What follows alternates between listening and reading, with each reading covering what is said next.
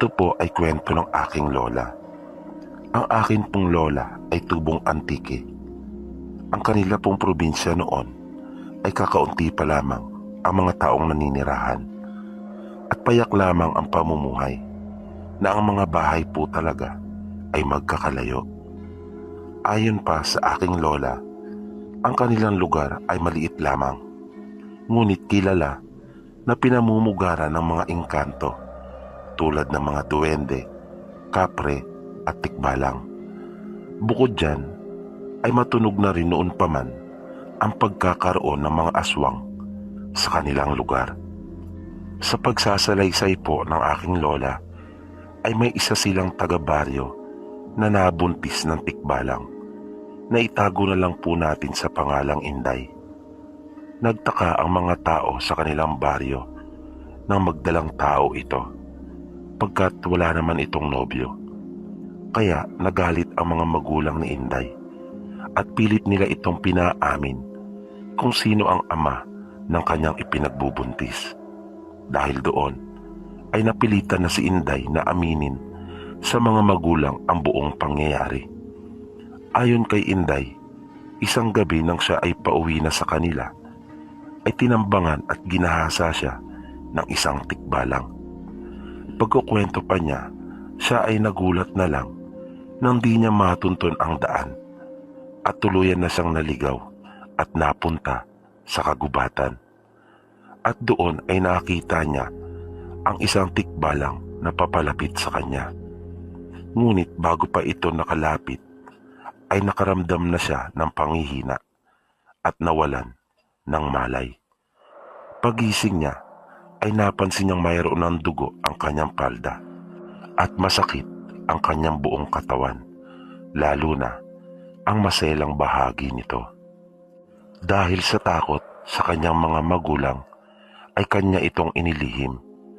Matapos mangyari iyon ay ilang beses pa di umanong naulit ang insidente at hindi na siya nilubayan pa ng nasabing nilalang. Matapos na malaman ng kanyang mga magulang ang sinapit nito, ay agad silang humingi ng tulong sa isang manggagamot upang masuri si Inday.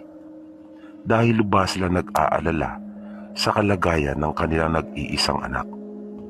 At nang ito nga ay masuri ng albularyo, lumabas ang isang imahe ng tikbalang. Dahil doon ay nagpasya ang kanyang mga magulang na ipalaglag ang bata, pagkat di sila sang-ayon na magkaroon ng isang apo mula sa engkanto. Ngunit hindi pumayag si Inday sa kagustuhan ng kanyang mga magulang. Maging ang albularyo na tumitingin sa kanya ay hindi na rin nakabalik pa, sapagkat hinarangan ito ng tikbalang at binantaan na huwag pakialaman si Inday. Makalipas ang ilang buwan, ay tuluyan na ngang lumaki ang tiyan ni Inday. Palagi lang ito nakaupo sa ilalim ng isang puno sa labas ng kanilang bahay. Wala naman nang nagawa pa ang kanyang mga magulang kundi tingnan at alagaan ang kanilang anak. Kahit nalabag sa kanilang kalooban ang ipinagdadalang tao nito. May kahirapan ang pamumuhay sa kanilang lugar na ang tanging nilang pinagkukunan ng ikabubuhay ay pagsasaka lamang, na madalas pa nga ay namamatay pa ang kanilang mga pananim dahil sa matinding init. Ngunit ipinagtaka ng mga magulang ni Inday na kahit mainit ang mga panahon noon, ay tanging ang kanilang mga pananim ang hindi nito naapektuhan, pagkat sa kanilang baryo ang kanilang palayan lamang ang hindi natuyot. Ang isa pang ipinagtataka nila, tuwing umaga ay may mga sariwang prutas at gulay sa harapan ng kanilang pintuan. Sabi ni Inday, iyon marahil ay dahil sa ama ng kanyang anak. Kaya iminungkahi niya sa kanyang mga magulang na tanggapin na lamang ang mga iyon. Kaya lalong naging maugong ang usap-usapan sa kanilang baryo. Natikbala nga ang nakabuntis kay Inday at sinusuportahan sila nito sa kanilang pamumuhay. Isang araw, habang nakaupo si Inday sa ilalim ng puno, Malapit sa kanilang bahay ay may dumaang isang matandang babae sa kanyang harapan. Ngumiti ito sa kanya at tumingin sa kanyang tiyan, na ang sabi ay ang lusog di umano ng sanggol sa kanyang sinapupunan, na sinabayan pa iyon ng paghawak sa kanyang tiyan. Dahil doon ay nabigla at napasigaw si Inday, lalo na nang makita nito ang mahahabang kuko ng matanda. Kaya nagmamadaling lumabas ang kanyang mga magulang para tingnan siya at alamin kung bakit siya napasigaw. Dali-dali nila itong pinuntahan, na nakita naman nilang mabilis na naglalakad palayo ang isang matandang babae, na bago ito tuluyang umalis ay nag-iwan pa ng isang makahulugang tingin. Tinanong siya ng ama kung nakikilala ba niya ang matandang iyon. Sinabi niyang hindi at noon lamang niya iyon nakita. Isang gabi ay biglang sumakit ang tiyan ni Inday, kaya ginising niya ang kanyang mga magulang. Agad namang nag-init ng tubig ang mga ito upang haluan ng halamang gamot para sa pananakit ng tiyan. Nang bigla silang nagulat nang may dumapo sa kanilang bubungan. At dahil sa hindi na bago sa kanilang lugar ang mga ganoong tagpo, ay agad na nasabi ng kanyang ama na mayroong aswang sa kanilang bubong. At agad na sumagi sa isip nito ang matandang babae na lumapit sa kanyang anak noong nagdaan. Kaya mabilis nitong kinuha ang itak at pinagmumura ang nasa itaas ng kanilang bubungan. Hinamon ito ng ama ni Inday na magpakita at sinabing tatadtarin niya ito ng pino. Nang anak pa daw talaga nila ang napili nitong aswangin. Ilang sandali pa ay may narinig silang lumundag mula sa kanilang bubong at sinundan iyon ng mga pagkaluskos sa gilid ng kanilang bahay.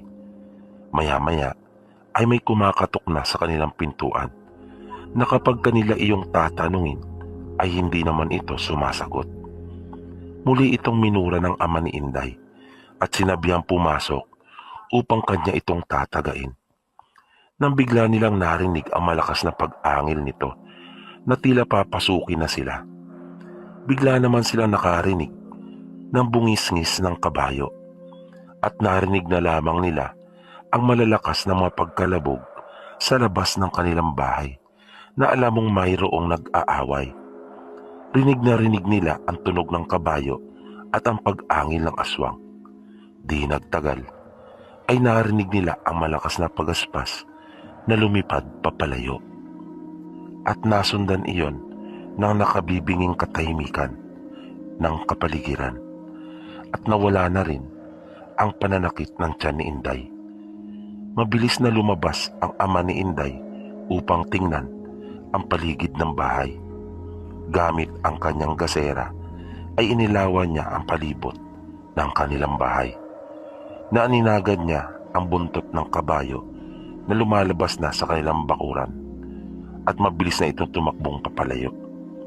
Bago ito tuluyang makalayo ay sinigawan niya ito na nagpapasalamat sa ginawa nitong pagtatanggol sa kanyang anak at apo. Makaraan ang ilang buwan ay nagsilang si Inday ng isang malusog na sanggol at pinangalanan nila itong Bernabe. Pero sa kasamaang palad ay namatay si Inday sa panganganak. Dahil doon ay lumaki si Bernabe sa pangangalaga ng kanyang lolo at lola. Masayahin at mapaglarong bata si Bernabe, kahit pa nga hilig nito ang mapag-isa. Noong mga 12 taong gulang na si Bernabe ay naging kilala ito sa kanilang baryo dahil sa mga ginagawa nitong kapiliwan, tulad ng pamimitas ng mga gulay at prutas na pananim ng iba. Nalalaman nila na si Bernabe ang gumagawa noon pagkat kanilang naririnig ang pagtawa nito habang nagtatago, na sinasadya pa lang talaga iyon ni Bernabe dahil gustong-gusto nito na hinahabol siya ng mga taong ginagawa niya ng kalokohan. Natutuwa siya na nagpapahabol sa mga ito dahil sa angking bilis nito na kanya pa itong lilingunin tsaka pagkatapos ay lalabasan ng kanyang dila. Palagi naman ito napapalo ng kanyang lolo at lola dahil sa kanyang kapilyuhan. Ngunit lingid sa kaalaman ng marami ay may angkin pala itong kakayahan maliban sa bilis nito sa pagtakbo. Nakikita ni Bernabe ang mga hindi nakikita ng karaniwang tao. Isang araw, habang gumagala at palakad-lakad sa gubat si Bernabe, ay may nakita itong isang matanda na may dalang upas ng saging.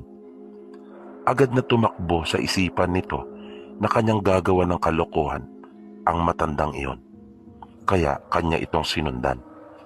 Napansin ni Bernabe na patungo ito sa isang bahay, kaya nagtago siya malapit sa kinaroroonan ng bahay na iyon.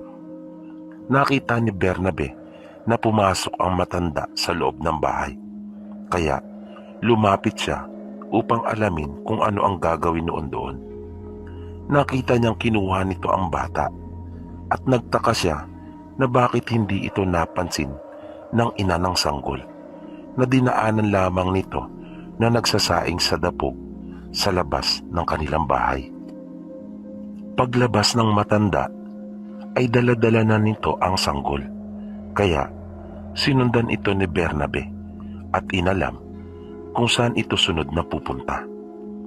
Inilagay at doon itinago ng matanda ang bata sa isang malaking puno at mabilis na itong umalis. Pagkaalis ng matanda ay nilapitan ni Bernabe ang sanggol at kanya itong kinuha at nagmamadali siyang bumalik sa bahay na pinagmulan nito. Papalapit pa lamang siya sa bahay ay napansin niya nagkakarami na ang mga tao dahil humingi na ng tulong ang ina ng bata sa mga kalapit nito pagkat napansin daw niyang hindi na humihinga ang kanyang anak. Maya-maya nagulat silang lahat nang dumating si Bernabe at karga-karga ang sanggol na umiiyak. Mabilis na lumapit sa kanya ang ina ng bata at kinuha nito ang kanyang anak. Namuntik pa si Bernabeng mapagbintangan na ang iba nga ay nagalit na sapagkat may kalokohan na naman daw itong ginawa. Ngunit agad na ipinaliwanag ni Bernabe ang buong pangyayari na kinuha ang bata ng isang matandang babae at pinalitan ito ng upas ng saging na nang kanilangang tingnan muli ang sanggol na nasa loob ng bahay ay naging upas na nga iyon. Dahil doon ay laking pasasalamat nila kay Bernabe at sumikat ito sa kanilang baryo na naging usap-usapan ang ginawa nitong pagliligtas sa sanggol mula sa aswang. Tuwang-tuwa naman at ipinagmamalaki ng dalawang matanda ang kanilang apo. Dahil doon ay nakalimutan na ng mga tao ang mga ginawang kapilyuhan nito. Minsan ay inabutan ito ng gabi sa daan dahil sa nalibang itong masyado sa kanyang pakikipaglaro sa ibang mga bata. Habang naglalakad si Bernabe sa daan ay nakarinig siya ng isang malakas na bungisngis ng kabayo. Nakaramdam siya ng takot. Ilang sandali pa ay tumakbo siya ng mabilis, ngunit naramdaman niya nakasunod ito sa kanya at hindi niya ito kayang iwanan. Nang sapitin niya ang kanilang bahay, ay pagalit na tinanong ito ng kanyang lola kung ano na naman ang ginawa nitong kalokohan at bakit hingal na naman sa pagtakbo ng mabilis. Sinabi niyang wala siyang ginawang kalokohan at ipinaliwanag niya na mayroong humahabol sa kanyang tikbalang. Panandalian namang natahimik ang kanyang lola, hindi ito nakaimik. Sinabihan siya nito na maglinis na ng katawan pagkat kakain na sila maya-maya pagdating ng kanyang lolo mula sa bukid. Nang nasa pagkainan na sila, habang kumakain, ay di na naitago pa ng dalawang matanda ang ukol sa tunay na pagkatao ng kanilang apo. At sinabing baka ang tikbalang na humahabol sa kanya ay ang kanya mismong ama. Sinabi nila dito ang buong katotohanan. Kaya Ipinaliwanag ng lolo niya sa kanya na ang pagiging maloko nito at ang bilis nito sa pagtakbo, maging ang kakayahang makakita ng hindi nakikita ng karaniwang tao, ay mga katangiang namana niya sa kanyang ama na isang tikbalang.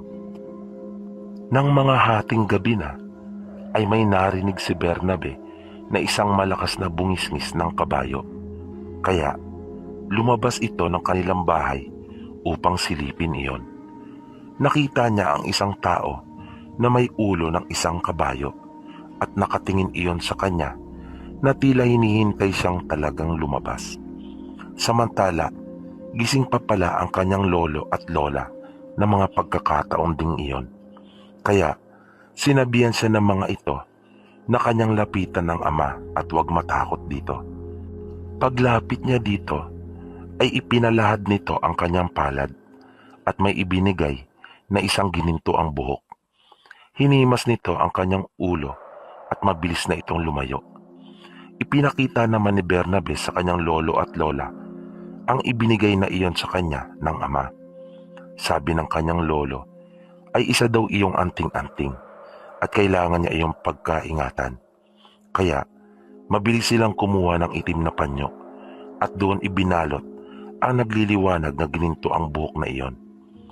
Lingid sa kaalaman ni Bernabe ay dito na pala magsisimula ang isang malaking pagsubok sa kanyang buhay. Kinabukasan, tinanong si Bernabe ng kanyang lolo kung ano ang kanyang nararamdaman. Ngayong meron na siyang anting-anting sa katawan. Sinabi naman niyang wala namang pagbabago at wala siyang napapansin na kakaiba. Sinabihan siya ng kanyang lolo na magbihis na pagkat makikipiesta sila sa kanilang mga kakilala sa kabilang bayan. Tuwang-tuwa naman at sabik na nagbihis si Bernabe pagkat yun ang unang pagkakataon na makikipiesta siya sa ibang lugar. Matapos ngang makapagganyak ay umalis na sila. Tanghali na ng kanilang marating ang bahay na kanilang pakikipamiestahan. Agad naman silang inasikaso ng may-ari ng bahay na kanilang kakilala. Marami ang handa at talaga namang nawili si Bernabe. Ang kanyang lolo naman, matapos makakain, ay agad na rin itong nakiumpok sa mga kaibigang nag-iinuman. Ngunit dahil nga medyo may kalayuan pa ang kanilang uuwian, ng mga mag-aalas 3 na ng hapon ay nagpasya na ang kanyang lola na magpaalam. Ngunit nakiusap naman ang kanyang lolo na kung maaari ay maya-maya ng konti pagkat napasarap na ito sa pakikipag-inuman sa mga kaibigang naroon na mahalatamong lasing na ito. Kaya ilang oras pa ang lumipas. Nagpaalala naman ang may-ari ng bahay na iwasan nilang magpagabi sapagkat delikado. Dahil doon ay pinilit na ng kanyang lola ang asawa nito at sinabing maggagabi na. May pagyayabang naman nitong sinabi na hindi siya natatakot at kahit aswang pa ang humarang sa kanila sa daan ay kayang-kaya niya ito at kanya itong pagtatatagain at tatadtarin ng pinong-pino. Dahil sa magdidilim na, sinabi ng kanilang kaibigan na kanya na lamang silang ipahatid sa mga kapatid nitong lalaki. Ngunit nagmatigas ang lolo ni Bernabe at sinabing di na daw kailangan pagkat kaya naman daw niyang protektahan ang kanyang mag-anak. Nanunguli pa nga ay nagalit pa ito nang ipilit ng kanilang kaibigan na sila ay ipahatid. Dahil doon ay wala na silang nagawa. Hinayaan na lamang nila ito upang di na humaba pa pagkat lasing na talaga ito. Kaya matapos makahingi ng dispensa ang lola ni Bernabe sa kanilang kaibigan at may-ari ng bahay, ay umalis na sila. Sa daan ay pinagsabihan ng lola ni Bernabe ang kanyang lolo dahil sa inasal nito doon sa handaan, habang si Bernabe naman ay nakasunod sa mga ito. Nang nakakalayo na sila, ay bigla silang nakarinig ng tiktik na tila sumusunod ito sa kanila. Kinabahan si Bernabe at kanyang lola dahil sa mahina lamang ang huni nito.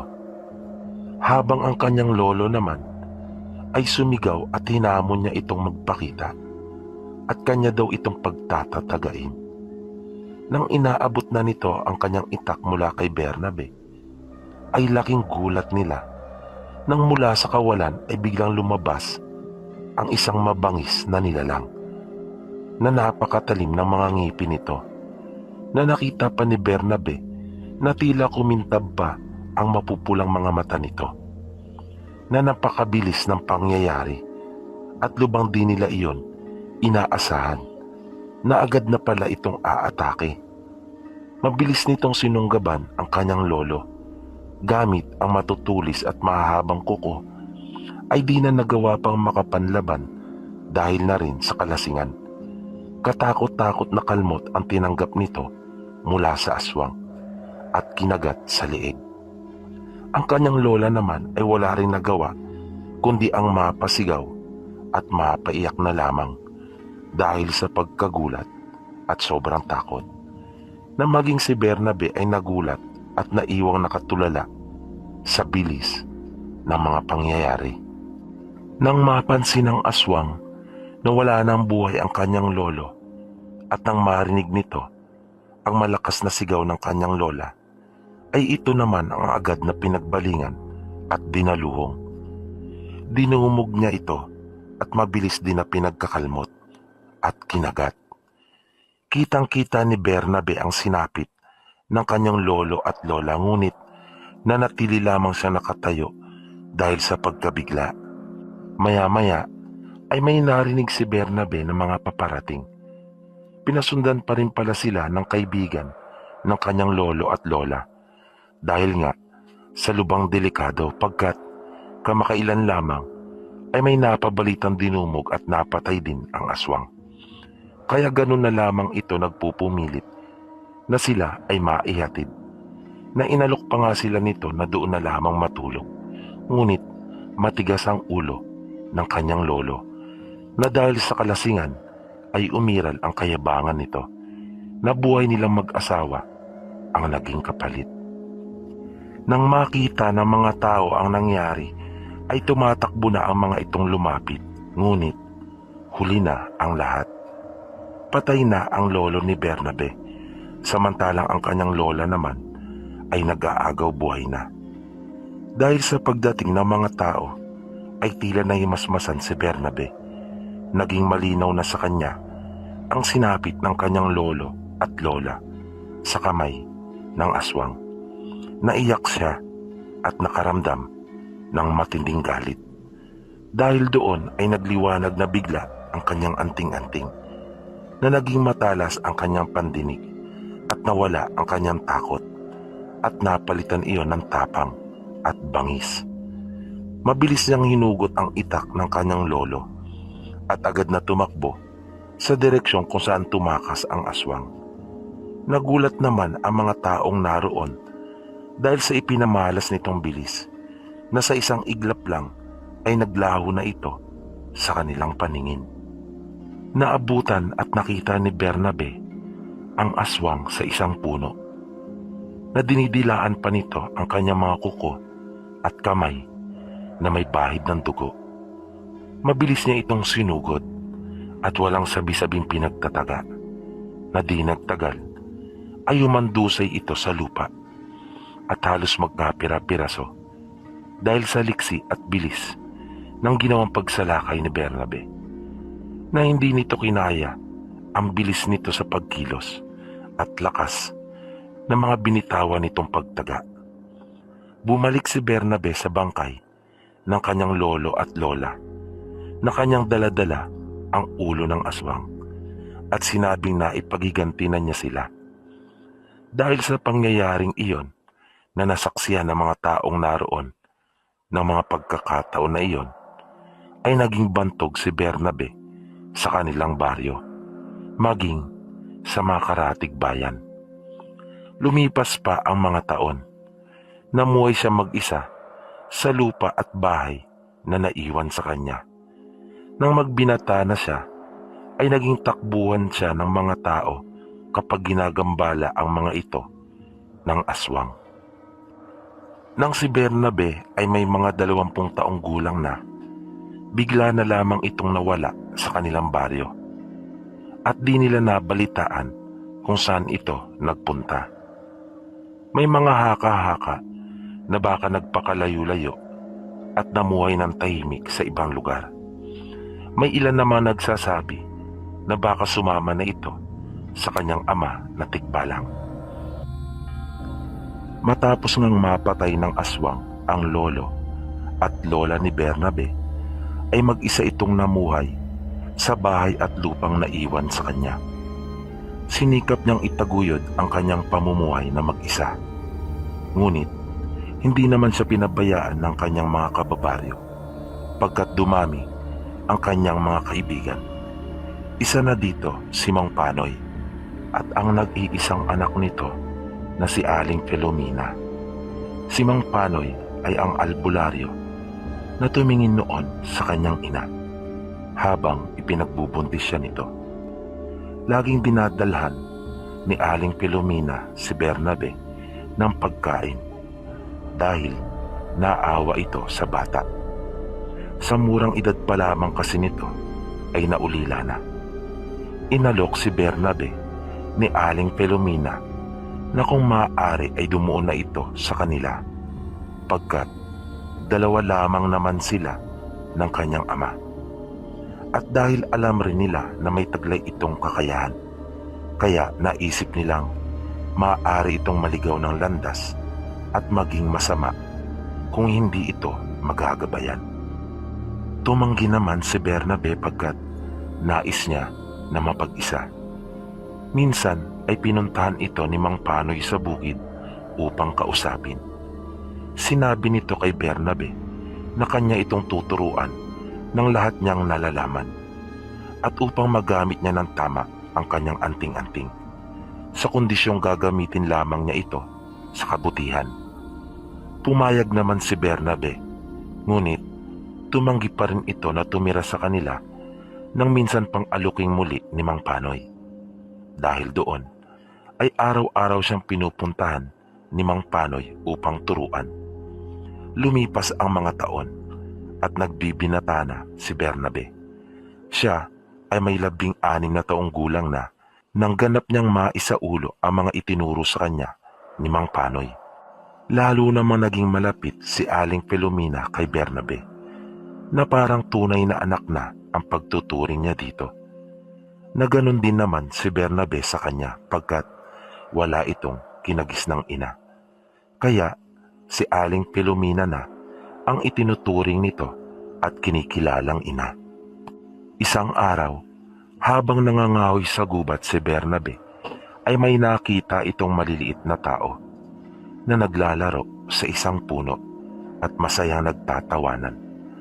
Kaya kanya itong nilapitan at agad na kinamusta. Nagulat naman si Bernabe sa naging reaksyon ng mga ito pagkat nagtakbuhan itong papalayo at takot na nagtago sa likod ng puno. Kaya sinabihan ni Bernabe ang mga ito na huwag matakot at kanya silang tinawag na kaibigan. Nakikita ko kayo ngunit di ko kayo sasaktan, dagdag na saad pa ni Bernabe. Nakita niyang itinuturo ng mga ito ang suot niyang kwintas na ibinigay sa kanya ni Mang Panoy na ang sabi ay pangontra daw iyon sa mga masasamang elemento. Kaya agad niya iyong tinanggal at isinabit sa isang sanga ng puno at saka binalikan ang mga duwende. Humingi siya ng paumanhin sa mga ito at sinabing pasensya na kung natakot ko kayo. Agad na lumapit ang batang duwende at sinabing anak siya ng isang engkanto kung kaya nakikita niya sila. Na sumang-ayon naman si Bernabe sa sinabi nito. Tama, ikaw ang anak ng tikbalang na pinaslang ng isang manggagamot, dagdag na saad pa nito. Natila na paisip at naguluhan si Bernabe sa kanyang narinig. Kaya naupo siya sa paanan ng puno at nakipagkwentuhan. Ikinuwento naman ng mga duwende ang lahat ng kanilang nalalaman ukol sa kanya at sa kanyang ama. Nagsalita ang isa at sinabing, dahil sa suot mong kwintas ay hindi magawang makalapit sa iyo ng iyong ama. Kaya masama ang albularyong iyon. Sumabat naman ang isang matandang duwende at sinabing nalalaman niyang lahat ng ukol sa kanya. Pagsasalaysay nito, noong ipinagbubuntis pa lamang siya ng kanyang ina, ay ipinatawag ng kanyang lolo at lola ang albularyo upang tingnan ang kanyang ina. Ngunit, lingid sa kanilang kaalaman, ang albularyo ay may lahing aswang at nalalaman iyon ng ama ni Bernabe. Kaya kanya itong hinarang at binalaang wag ng pakialaman pa ang kanyang ina, na nangako naman ang albularyo noon. Ngunit may isa pang aswang na gustong gusto na makuha si Bernabe sapagkat masarap daw ang mga sanggol na anak ng tao at engkanto, na nakapagbibigay pa di umano ito sa kanila ng dagdag na lakas. Kaya ganun na lamang kasi di ang pagnanasa nito, napasukin na ang kanilang bahay at isang gabi nga ay umatake ito. Ngunit biglang dumating ang ama ni Bernabe upang saklolohan sila at upang ipagtanggol. Nakinalaban nito ang aswang at naging madugo ang labanan nilang iyon.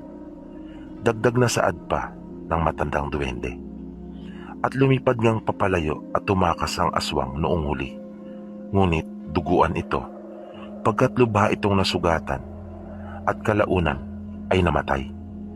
Sugatan din ang ama ni Bernabe, ngunit nalampasan nito iyon at nabuhay. At ang aswang na napatay ng ama ni Bernabe ay walang iba kundi ang asawa ni Mang Panoy.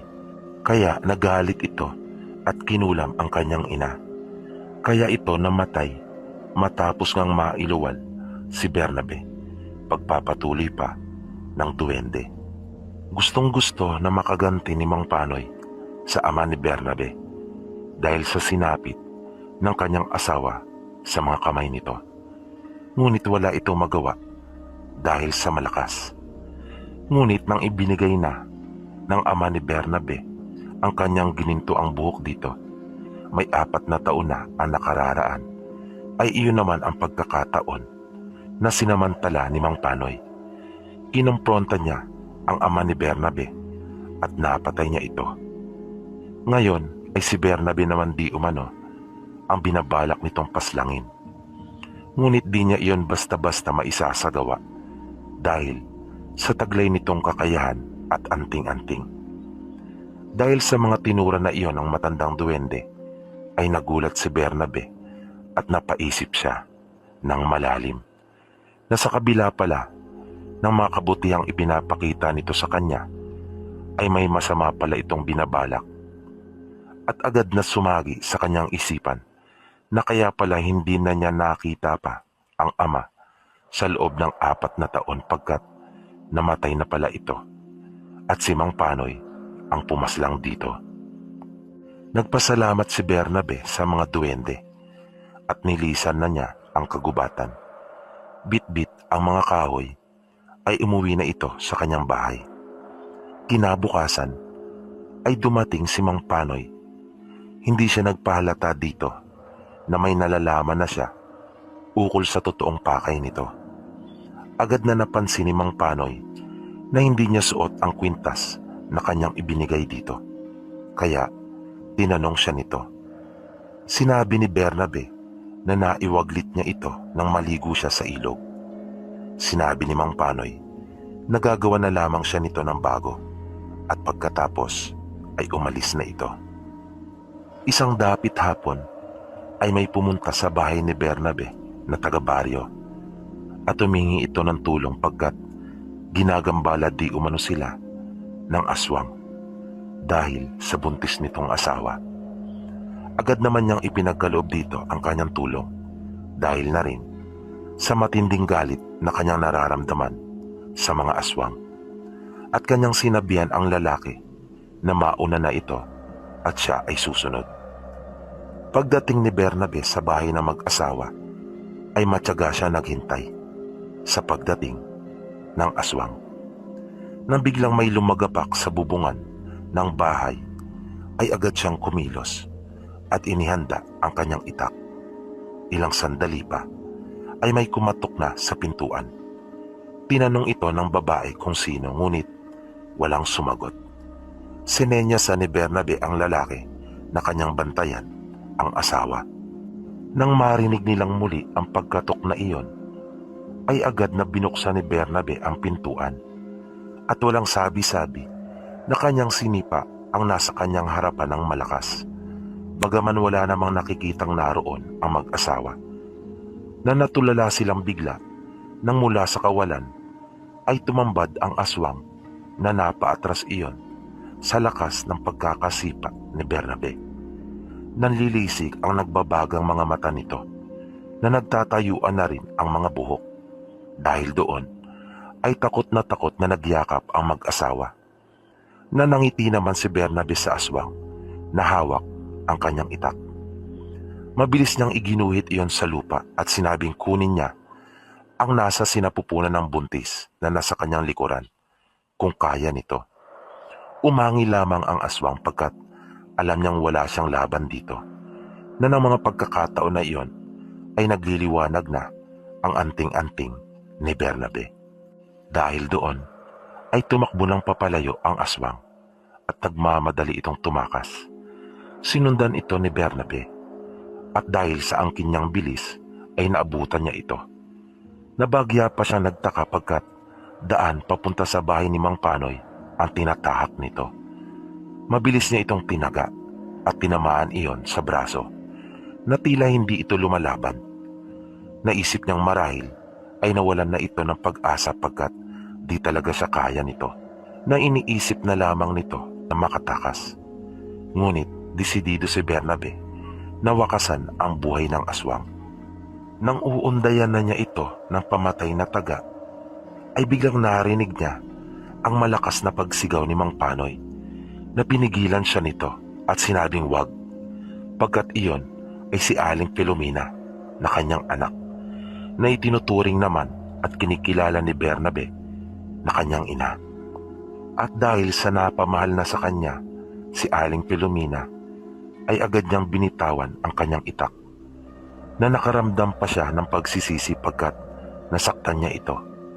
Nanaluha siya habang nakikita ang maraming dugo na dumadaloy mula sa braso nito, at agad na sumagi sa kanyang isipan na kaya pala hindi ito lumalaban pagkat ayaw siyang saktan nito, dahil sa mahal na mahal din siya ni Aling Filomena at itinuturing na kanyang anak, na si Aling Filomena pala ang sumalo ng pagiging aswang ng ina nito matapos mapatay ng ama ni Bernabe. 16 na taon na ang nakakaraan. Ilang sandali pa ay nakita ni Bernabe na unti-unti nang nagbabago at bumabalik sa dati nitong anyo ang itinuturing niyang ina, na nakita niyang lumuluha din ito at humingi ng tawad sa kanya. Tuluyan nang nanlumo si Bernabe sa takbo ng mga pangyayari at napaluhod ito na umiiyak. Sinamantala naman iyon ni Mang Panoy na kanyang tinanggal ang itim na panyo sa ulo ni Bernabe kung saan naroon ang ginintoang buhok na ipinamana sa kanya ng amang tikbalang, at pagkatapos ay sinakal siya nito mula sa kanyang likuran ng isang halamang baging na kanyang inorasyonan, dahilan para tuluyang manghina si Bernabe at halos mapahiga na ito sa lupa. Napilit namang pinaglalabanan iyon ni Bernabe, ngunit tila naglaho ng lahat ang kanyang lakas, na patuloy ang ginagawang pagsakal sa kanya ng nakaluhod na si Mang Panoy. Dahan-dahan namang tumayo si Aling Filomena at dinampot ang binitawang itak ni Bernabe. Sinabi ni Mang Panoy sa anak na makakaganti na rin sila sa wakas para sa kanyang ina, at iniutos nitong kanya ng kitlin ang buhay ni Bernabe. Kaya lumuhod si Aling Filomena sa harapan ni Bernabe. Habang umiiyak ay binigkas nito ang mga katagang patawarin mo ako." Sabay itinaas ni Aling Filomena ang itak at ibinuka ang kanyang mga labi at binigkas ang katagang itay. Na humihingi pala ito ng tawad para sa kanyang ama pagkat tinapos na nito ang kanyang kasamaan. At unti-unti na nga lumuwag ang pagkakasakal kay Bernabe nang humandusay si Mang Panoy sa lupa, nang halos maputol at humiwalay ang ulo nito sa kanyang katawan ng tagain ni Aling Filomena. At matapos iyon ay kanya namang sinaksak ang sarili. Habang nag-aagaw buhay ay patuloy na dumadaloy ang luha nito. Sinabi niya sa mahinang boses kay Bernabe na wala siyang kasalanan at sapat na ang dinanas nitong sama ng loob at hirap sa buhay. At sinabi niyang mahal na mahal niya ito na parang tunay niyang anak. Kaya hindi siya makakapayag na mapahamak ito. Binilinan niya itong magpakatatag sa buhay pagkat marami pang pagsubok ang naghihintay sa kanya. At binawian na nga ng buhay si Aling Filomena sa mga kamay ni Bernabe. Di nagtagal ay dumating ang mga taga-baryo kasama ang mag-asawang kanyang tinulungan. Naabutan nilang nagliliyab na sa apoy ang bahay nila Mang Panoy. Tinanong nila si Bernabe kung ano ang nangyari. Sinabi niya sa kanila na napatay ng aswang na sumugod sa mag-asawa, sina Mang Panoy at Aling Filomena. Nahuli na ng kanyang datnan at nagliliyab na ang kanilang bahay, dala marahil ng pakikipagpambuno nila Mang Panoy, na agad namang tumakas ang aswang. Na habang ay sinasalaysay ni Bernabe ang kanyang kwento upang pagtakpan ang mag-ama, ay walang patid na tumutulo ang kanyang mga luha. Matapos nga ang malagim na pangyayaring iyon, ay napag-isa na muli si Bernabe sa kanyang buhay. Lumipas ang ilang taon, ngunit patuloy pa rin niyang naiisip ang kanyang mga pinagdaanan. Laging sumasagi sa kanya ang itinuturing nitong ina na si Aling Filomena, dahil sa kabutihan at pagmamahal na ipinadama nito sa kanya. Dahil sa mga isiping iyon, madalas ay laging tulala si Bernabe. Lagi niyang itinatanong sa kanyang sarili kung bakit kailangang mangyari ang lahat ng iyon sa kanya. Na tila lahat na lamang ng mga mahal niya sa buhay ay nawawala. Na parang walang katapusan ang mga pasakit na kanyang nararanasan. Mula nang isilang siya na ikinamatay ng kanyang ina, na sinundan naman iyon ng pagkamatay ng kanyang pinakamamahal na lolo at lola, na siya niyang kinagisnan at nagpalaki sa kanya. At pagkatapos noon ay nalaman niyang namatay na rin pala ang kanyang ama, na sinundan naman iyon ng pagkawala ng itinuturing niyang ina na si Aling Filomena. Napaiyak na lamang si Bernabe dahil sa mga alalahaning iyon, na naisipan pa nga nitong wakasan na ang kanyang buhay, nang biglang nakarinig siya ng mga maliliit na boses, ang kanya palang mga kaibigan na duwende. Sinabi ng matandang duwende na kanyang paglabanan ang lungkot at maging matatag sa buhay, na huwag siyang susuko sa mga pagsubok, na kanyang pahalagahan ang taglay niyang buhay pagkat marami na ang nagsakripisyo para dito, na halos lahat ng taong mahal niya ay ibinuwis ang kanilang buhay kapalit ng sa kanya. Nalabis ang kanilang pagmamahal kay Bernabe na hindi sila nagdalawang isip na ipadama iyon sa kanya at ihandog ang kanilang mga buhay. Tulad na lamang ng kanyang ina na siyang nagsilang at nagduwal sa kanya sa mundo, na namatay ito na siya rin ang dahilan. Ang kanyang lolo at lola naman, sa kabila ng katotohanang di nila tanggap noong una, na magkaroon ng apo na mula sa isang engkanto, ay inaruga siya at minahal ng walang kapantay. Nariyan din ang kanyang ama, na kahit alam nitong masasapanganib ang kanyang buhay, ay kanya pa ring ibinigay ang ginintoang buhok na taglay para kay Bernabe, na dahil doon ay kanya nga rin iyong ikinamatay.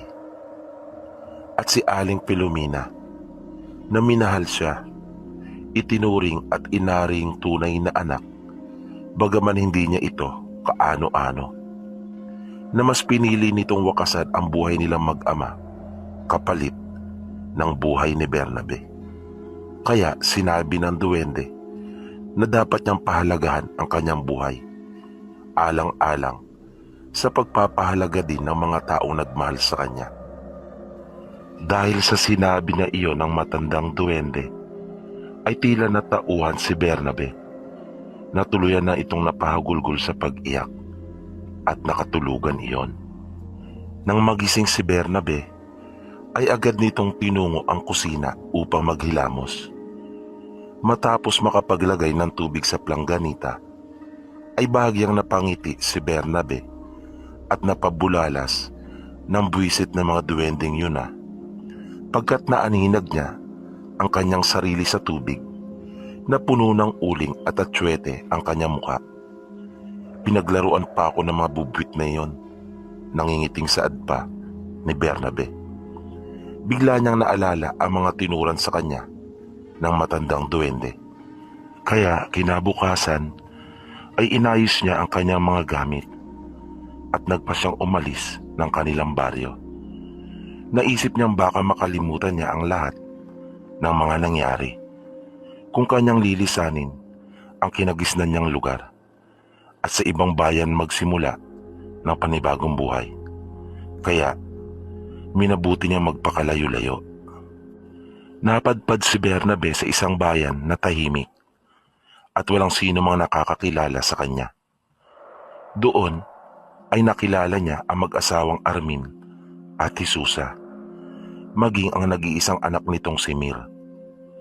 Si Mir ay maganda at nagtataglay ng mga katangiang hinahanap ng lalaki sa isang babae. Marami ang umahanga sa dalaga at isa na nga rito si Bernabe, na may 20 taong gulang na mapagkakataon na iyon. Nakiusap si Bernabe sa mag-asawa kung maaari ba siya magtayo ng maliit na kubo sa lupa ng mga ito, na kanyang pagyayamanin ang lupa na iyon sa pamamagitan ng kanyang nalalaman sa pagsasaka at pagtatanim. Pumayag naman sila Mang Armin pagkat madali nilang nakapalagay ang loob si Bernabe. Naramdam nila ang kabutihan sa puso nito. May kalayuan ang bahay nila Mang Armin sa pusod ng baryo. Mas pinili nila ang gayon pagkat mga manggagamot din ang mga ito, na lubang mahiwaga ang mga pagkatao. Si Aling Jesusa ay anak ng isang angitay. Ang angitay ay isang babae na ang kalahating katawan ay tao at ang ibabang kalahating katawan naman ay sa kabayo, nakabaliktaran ng sa tikbalang. Kaya si Mir ay may lahi ding engkanto. Kaya nga, malimit din itong pagnasaan ng mga aswang, na ang naroon naman sa kanilang lugar ay ang mga uri ng aswang na tinatawag na busaw. Ang mga busaw ay namumuhay din ng gaya sa tao, na nagtatanim at nag-aalaga din ng hayop ang mga ito. Ngunit nagtataglay ng mukha na hindi talaga katanggap-tanggap pagkat pangit at talaga naman nakakatakot, na ang paborito talaga nilang kainin ay karne ng tao, na hindi umaatake ang mga ito ng nag-iisa, kundi grupo o laging may kasama, na makailang ulit nang tinangka ng mga ito na kunin si Mir. Ngunit nabigo sila dahil na rin sa mga pangontrang inilagay ni Mang Armin upang di makapasok ang mga busaw sa kanilang bakuran. Isang hapon, habang naglalakad si Bernabe sa gubat, ay nakita nito si Mang Armin na nangunguha ng mga halamang gamot. Kaya kanya itong binati. Agad siyang nilapitan ni Mang Armin at sinabihang huwag maingay, pagkat nasa teritoryo sila ng mga aswang. Dahil ang lugar na iyon ay pinamumugaran ng mga busaw. Kaya hinawakan ni Mang Armin si Bernabe sa kamay at hinila na niya itong papalayo. Sinabihan niya si Bernabe na huwag nang babalik pa sa lugar na iyon at baka mapahamak siya. Sumagot naman si Bernabe at sinabing hindi siya natatakot at kayang-kaya niya ang mga ito. Muling nagsalita si Mang Armin at sinabing huwag siyang magpakakampante pagkat mabibilis, malalakas at lubang matatalino ang mga aswang na busaw. Kaya nga nabibilang ang mga ito sa malalakas na uri ng mga aswang na gaya ng gabunan. Niyaya ni Mang Armin si Bernabe sa kanilang bahay upang doon na maghapunan. Na agad namang pinaunlakan iyon ni Bernabe pagkat makikita niya si Mir na may balak na rin pala itong ligawan ang dalaga. Habang naglalakad ay tinanong ni Bernabe si Mang Armin kung bakit doon pa nito napili na manguha ng halamang gamot gayong pugad pala iyon ng mga aswang na busaw. Sumagot naman si Mang Armin at sinabing doon lamang kasi matatagpuan ang mga halamang gamot na iyon na kanyang kailangan. At may pangontra naman di umano ito para sa mga nilalang na iyon. Sabi pa ni Mang Armin ay may panahon lamang daw naman kung umatake ang mga busaw. Ngunit sa kadalasan ay talagang nakukuha ng mga ito ang kanilang napupuso ang bibiktimahin, lalo pangat walang nalalamang anuman ang taong iyon ukol sa kung paano labanan ang mga ito. Na kumakatok din di umano ang mga ito sa bahay ng kanilang bibiktimahin sa hating gabi. Na kapag tinanong mo kung sino ay sumasagot ang mga ito, yun nga lamang ay boses ng mga taong mahal mo o di kaya na may mga nakikilala ang kanilang ginagamit upang lansihin ang kanilang bibiktimahin. At sa pilitan kang kukunin ng mga ito ng buhay upang doon kanila katayin sa kanilang bahay. Kaya ang bahay ng mga busaw ay maraming buto ng tao sa paligid. Matapos makapaghapunan ay nagkwentuhan naman sila Bernabe at Mir na habang nag-uusap ang dalawa ay napapangiti namang nakamasid si Aling Jesusa at nasabi sa kanyang asawa na bagay sina Bernabe at Mir, pagkat batid ng mag-asawa ang tunay na pagkatao ni Bernabe dahil na rin sa taglay na kakayahan ng mga ito bilang manggagamot. Di nagtagal ay nagpaalam na si Bernabe sa kanila at sinabing siya ay uuwi na. Dahil sa tuwang nararamdaman ay nawaglit sa isipan nito ang kanyang anting at itak na naiwan niya ito malapit sa kanyang inupuan. Sa daan ay may narinig si Bernabe na sitsit na nang kanyang lingunin ito ay wala naman siyang nakita.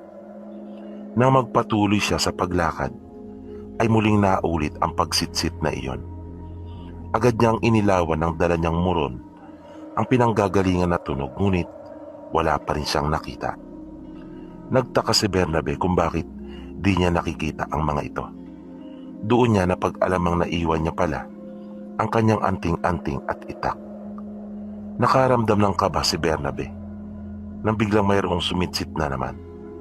Sa pagkakataong iyon, nang kanya itong lingunin ay laking gulat niya nang makita ang maliit na bata na pulang-pula ang malalaki nitong mga mata. Na nakatingin ito sa kanya at nakangiti. Kaya nakita din ni Bernabe ang maliliit ngunit matutulis at matatalim nitong mga ngipin. Isa pala itong tiyanak. Nang bigla siya makarinig ng isa pang sitsit mula sa kanyang likuran, na nang kanya itong lingunin ay papalapit na ito sa kanya. Sa takot ay mabilis na nag-iba ng daan si Bernabe at tumakbo ito sa isang malaking puno. Nang sasapitin na niya ang puno ay namatay ang kanyang ilaw dahil sa pagtakbo niya ng mabilis. Sanay nang makakita ng engkanto at aswang si Bernabe, ngunit bagong bagay para sa kanya ang makakita ng ganong nilalang na naibulalas pa niya ng mga batang dyablo. Naupo siyang sandali sa paanan ng puno upang sindihan ang kanyang ilawan, nang biglang narinig na niyang muli ang sitsit. Nanindig ang kanyang mga balahibo. Nang ganap na niyang masindihan ang kanyang muron, ay laking gulat niya na magliwanag ang paligid, pagkat napakaraming tiyanak ang naroon, na iyon pala ang pinagpupugaran ng mga ito. Kumislap at nagkintaban ang mapupulang mata ng mga tiyanak. Tatakbo na salang muli si Bernabe nang biglang kapitan siya sa paa ng isa, at nakita niyang sabay-sabay ng kumilos ang mga ito papalapit sa kanya. Kaya agad niyang inilapit ang apoy ng kanyang muron sa isang pumipigil sa kanya.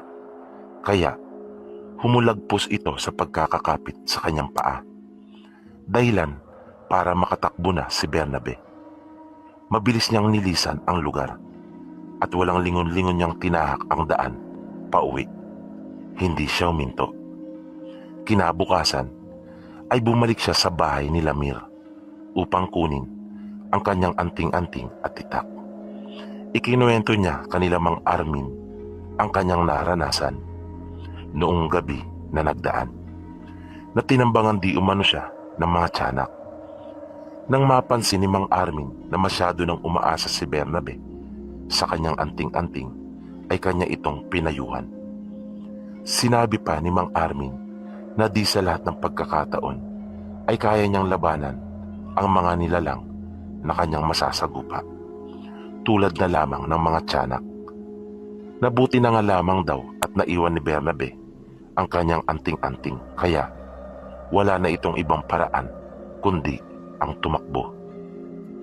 Pagkat kung kanyang dala ang anting-anting, malamang ay patay na ito, sapagkat lalabanan niya ang mga tiyanak na iyon, at hindi siya magtatagumpay dahil sa marami ang mga ito, at hindi ito natatakot sa kanya, pagkat bagaman siya ay kalahating engkanto, di hamak na mas mataas pa rin ang mga ito sa kanya. Kaya nagawa pa rin siyang mabagat ng mga ito, pagpapaliwanag ni Mang Armin. Bago umalis ay pinaalalahanan din siya ni Mang Armin na mag-ingat, pagkat iyon ang panahon ng mga busaw upang manila ng kanilang mabibiktima. Kaya sinabi nito sa kanya na kapag may kumatok sa kanyang kubo ay wag na wag niya itong pagbubuksan. Kinagabihan ay hindi dalawin ng antok si Bernabe, na kanya pang naririnig ang mga pag-alulong ng mga aso. Kaya naging mapagmasid si Bernabe at naging alerto. Ilang sandali pa ay may kumatok sa kanyang pintuan. Nang tanungin niya ito, ay sumagot ito at sinabing si Mir, na ikinagulat ni Bernabe pagkat kuhang-kuha nito ang boses ng dalaga, na inakala pa nga niyang si Mir talaga ang tumatawag sa kanya mula sa labas. Ngunit mabilis na sumagi sa kanyang isipan ang paalala ni Mang Armin, kaya pinigilan niya ang kanyang sarili at nanatili sa kanyang kinatatayuan. Makailang ulit pa siyang tinawag ng busaw na gamit ang boses ni Mir. Sinabihan ni Bernabe ang aswang na kanyang nalalaman na hindi ito si Mir. Inanyayahan pa niya itong pumasok na upang kanya na itong mataga. Panandali ang tumahimik ang paligid.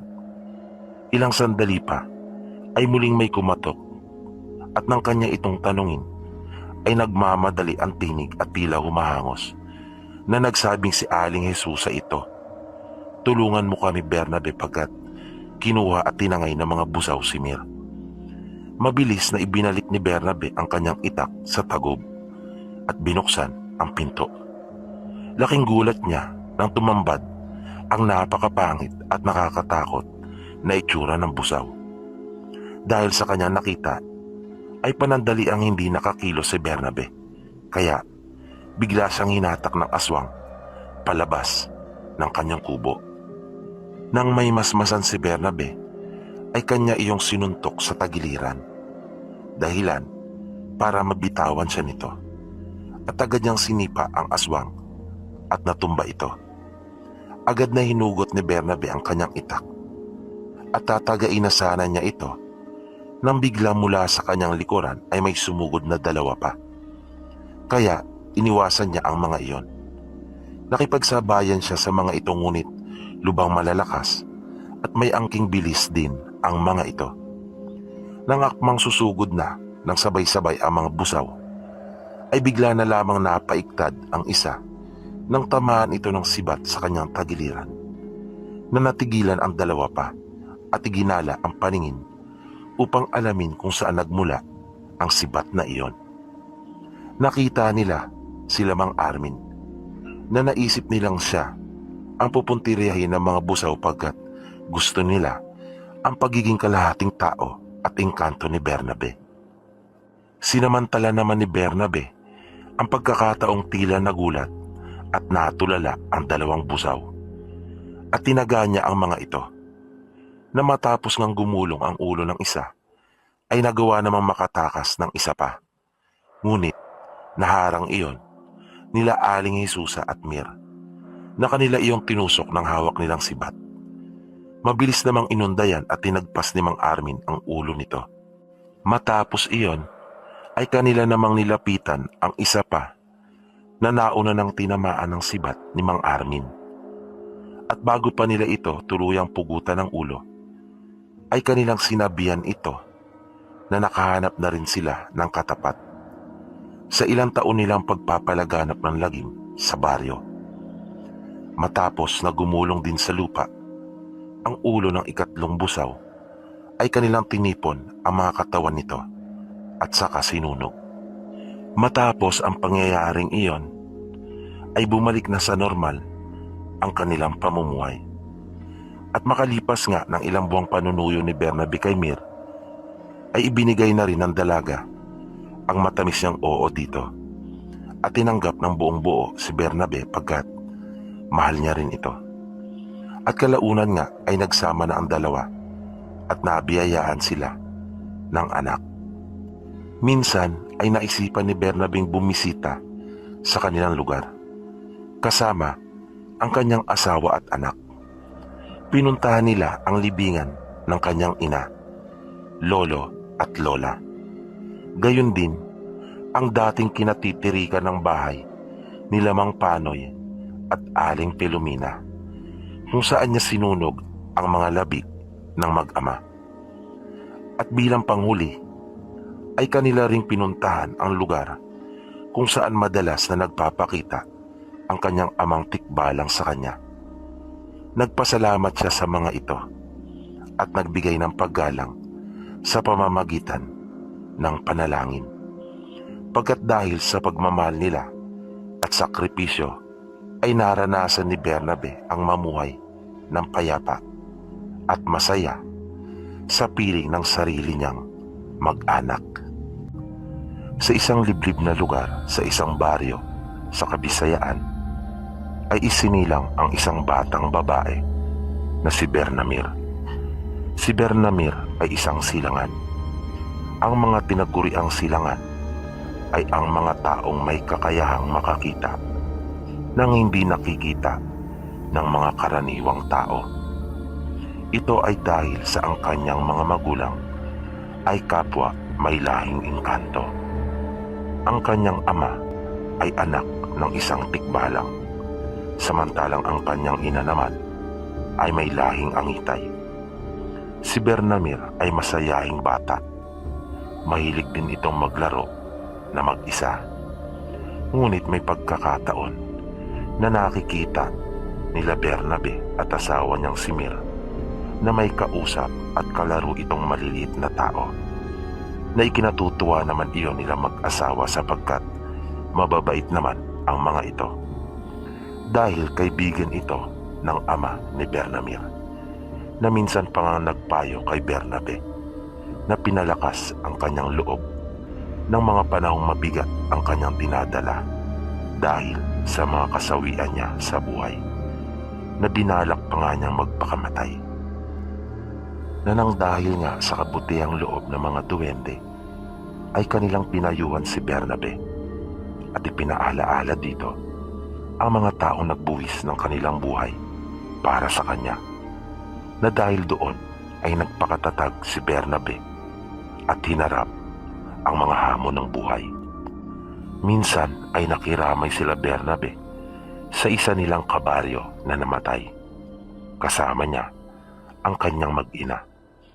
Habang abalang nakikipagkwentuhan sila Bernabe at Mir sa mga kaanak ng namatay, ay nagulat na lamang sila nang biglang sumigaw ang kanilang anak, na naagaw ang atensyon ng lahat sa malakas na pagsigaw na iyon ni Bernamir. Takot na takot ito, kaya mabilis itong nilapitan nila Bernabe. Nakakita pala ito ng isang aswang na nasa ilalim ng ataol na pinapakialaman ang labi ng namatay. Na nakita din ito ni Bernabe ng kanyang lapitan ng anak, na itinuturo ang bahagi na iyon, habang ang isang kamay naman nito ay nakatakip sa kanyang mukha. Mabilis namang kumilos ang nasabing aswang nang mapansin niyang may nakakakita sa kanya, na nasagi pa nito ang mga upuan at tasang may kape ng mga nakikipaglamay, na nagkahulog at nabasag na nagmamadali itong tumakas. Natakang-taka naman ang mga tao na nakasaksi pagkat wala naman silang nakikita. Susundan pa sana iyon ni Bernabe, ngunit pinigilan na siya ng kanyang asawang si Mir at sinabing hayaan na lamang ito. Kanilang pinakalma ang anak at pinatahan. Pagkatapos noon ay nagpaalam na sila. Sa daan, habang karga-karga ang anak, ay kanya itong tinanong kung marami ba siyang nakikita na mga kakaibang nilalang. Sinabi nito sa kanya na pangalawa pa lamang iyon, na ang tinutukoy ng bata ay ang mga duwende at ang aswang na nakita niya sa lamay. Ikinuwento ni Bernabe sa kanyang anak na sila ay may lahing engkanto, na iyon ang dahilan kung bakit ito nakakakita ng mga di pangkaraniwang nilalang. Ipinaliwanag ni Bernabe na siya ay anak ng tikbalang, na isang uri ito ng nilalang na may katawan ng tao at ang ulo ay sa kabayo. Sinabi rin niya sa anak na ang kanyang ina naman ay nagmula sa lahi ng mga angitay, na ang mga ito naman, ang itaas na bahagi ay sa tao at ang kalahating katawan pababa ay sa kabayo. Nakatulad sa tikbalang, ang mga ito ay mga mahiwaga din. Pagdating sa kanilang bahay, ay ipinakita pa ni Bernabe sa kanyang anak ang taglay niyang anting, ang gininto ang buhok na ipinagkaloob sa kanya ng amang tikbalang. At dahil sa hindi pa dalawin kapwa ng antok, ay kanya pang ikinuwento sa anak ang kanyang mga karanasan. Nawiling-wili naman ito sa pakikinig sa kanya. Kanyang ibinahagi sa anak na anuman ang dumating sa kanyang buhay, ay wag na wag siyang mawala ng pag-asa, tulad ng kanyang pinagdaanan. Kinabukasan, matapos nilang makapagtanghalian, ay nasorpresa sila nang dumating ang mga magulang ni Mir, na sina Mang Armin at Aling Jesusa. Masaya silang nagkamustahan. Walang mapagsidlan sa tuwa ang dalawang matanda nang kanilang makita ang napaka-aktibo at bibo nilang apo. Niyakap nila ito ng mahigpit at hinagkan. Matapos ang masayang kamustahan, ay biglang sumeryoso ang mukha ng dalawang matanda.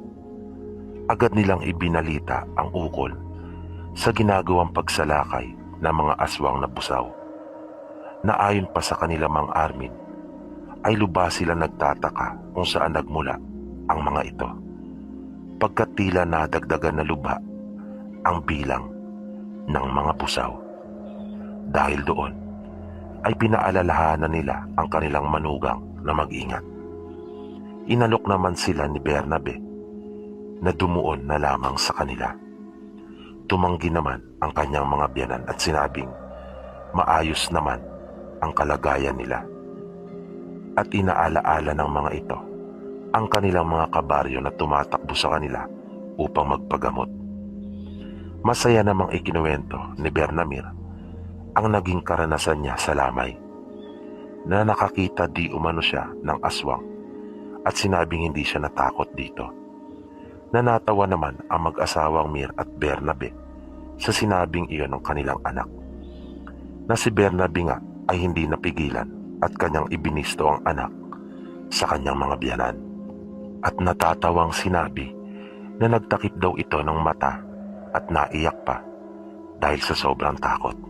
Kaya nagkatawanan silang lahat.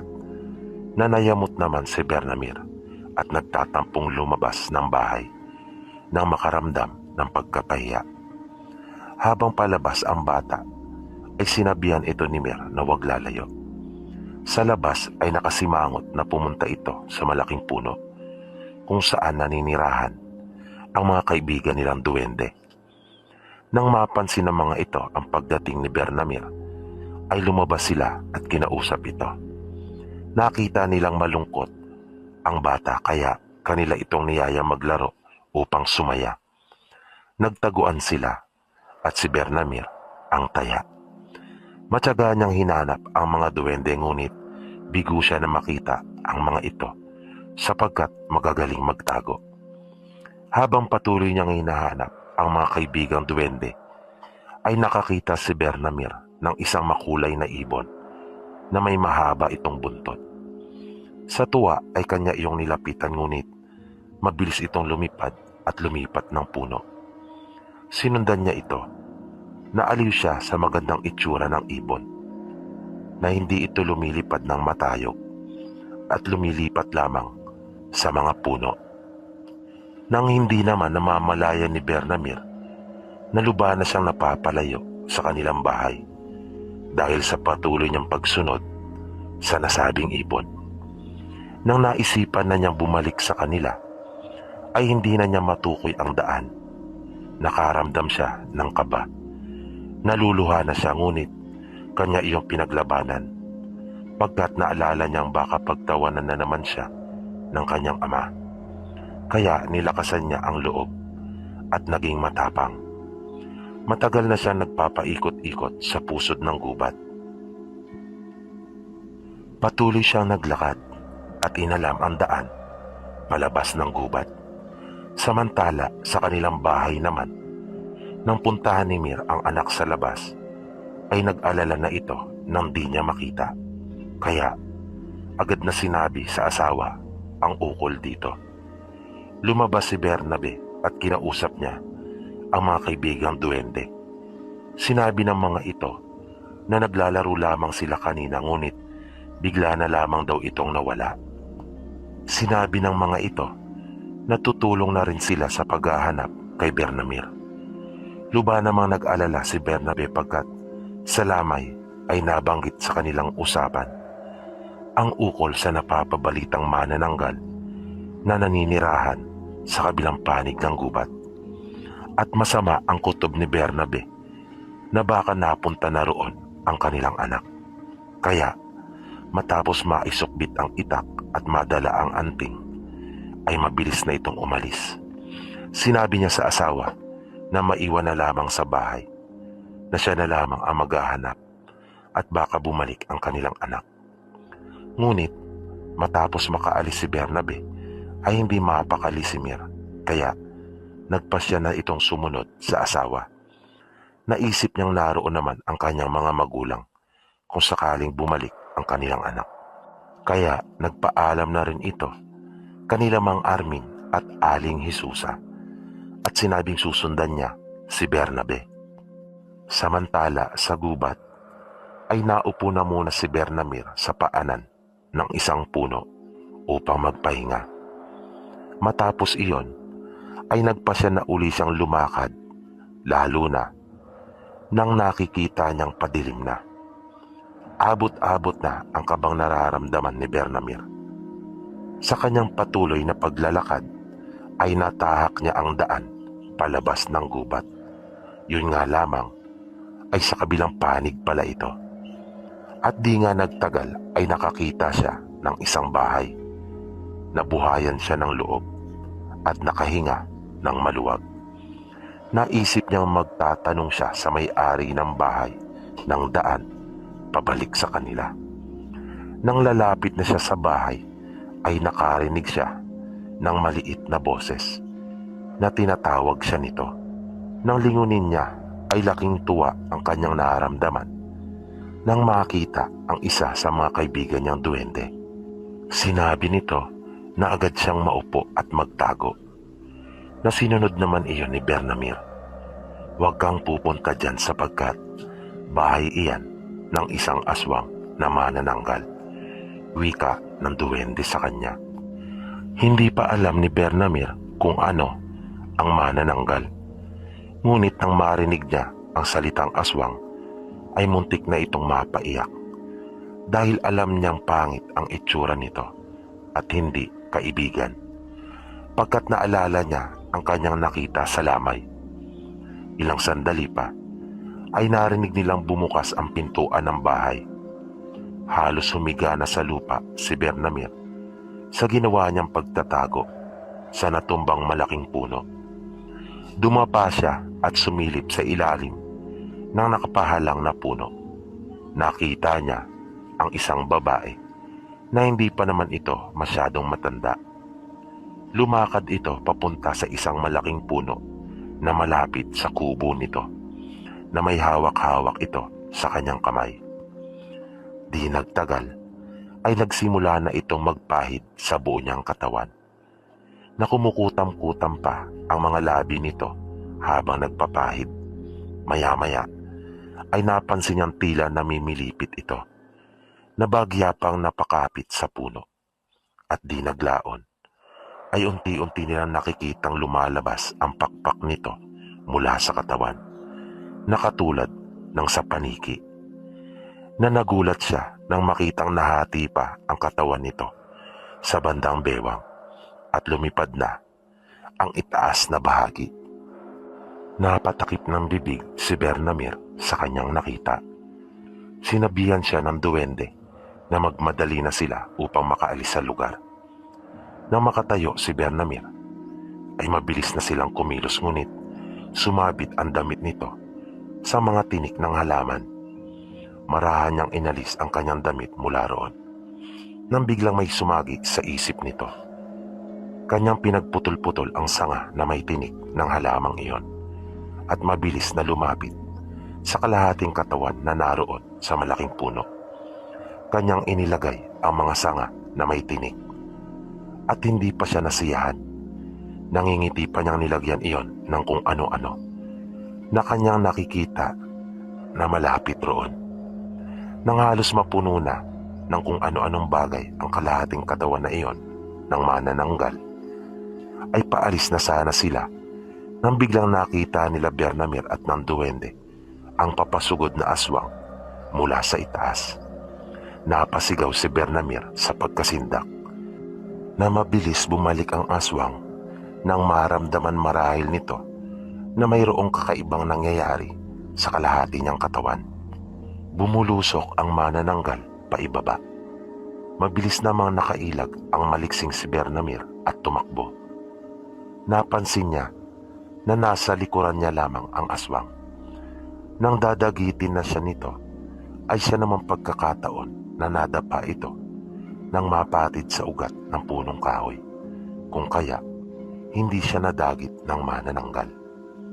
Habang nasa lupa ay pinagmasdan pa siyang sandali ng aswang at naghanda na ito upang atakihin siya, nang biglang sumulpot si Bernabe sa pagitan nila.